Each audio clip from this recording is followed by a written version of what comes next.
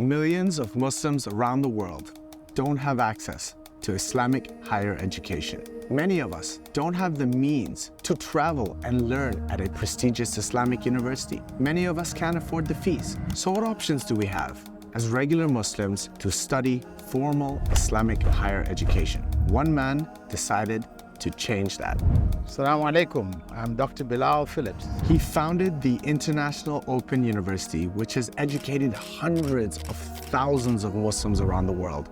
It's completely online, extremely affordable, and provides completely accredited degrees. That is my vision. Today, I meet the man himself to find out how it all began. It's education. If the third world gets educated like the first world in terms of access to education, etc., then they will potentially surpass. What happened is that the opportunity to set up a university in India arose after the peace conferences of Dr. Zakir Naik. I felt it would be more beneficial if it was put into an institution. And alhamdulillah, we launched it, but with difficulty. Government figuring out what we were about tried to sabotage it. The door was closed. I had to come back to Qatar. And at that point, I decided to launch the IOU online. As we begun, it was just Islamic Studies, which is why we named the university the Islamic Online University. We decided to focus on a simple setup. It was just a matter of preparing the material. The material was put online. Students would read the material, etc. There would be some tests given. And, it was fairly simple. There's a demand for more modern subjects. So naturally, Dr. Bilal Philips decides to expand. When the Sharia or Islamic Studies curriculum was set, I had decided to add to the various disciplines which graduates from Islamic Studies usually were not trained in, but they actually needed it when they came back to the communities. They were tasked with leading community, became the head of the community, the imam, the sheikh.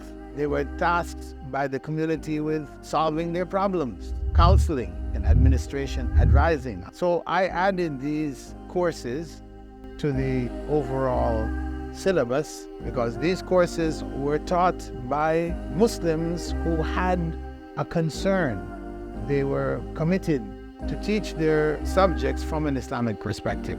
What were those moments where you just said, alhamdulillah, thank God I did this, thank God I used all my resources, thank God I dedicated, I sacrificed everything to get here? What were those moments? Were there any? Yeah, of course. Well, a goal was set.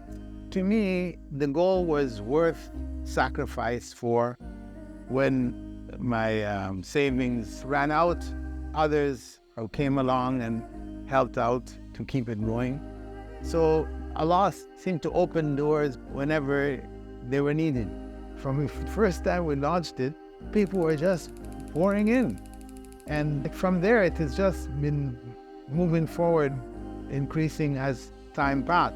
We came up with the idea of the 1 million scholarships to provide scholarships for African youth, since they had the lowest percentage of graduates from high school being accepted into universities. Finding Indonesia is 36%, and Africa as a continent, less than 6%.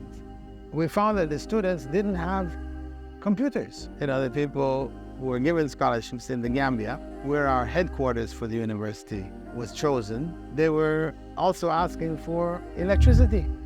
In fact, the internet data was even more expensive than the fees that we were charging for those who were studying online.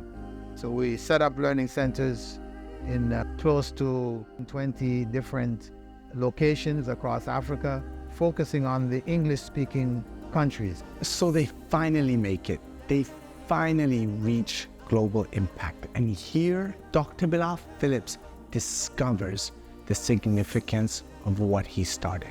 He sees the impact of all the different communities that he never imagined he would. The world doesn't have a choice here. the future of education is going to be online. It's proven itself as a necessity. Alhamdulillah, the Muslim world is massive.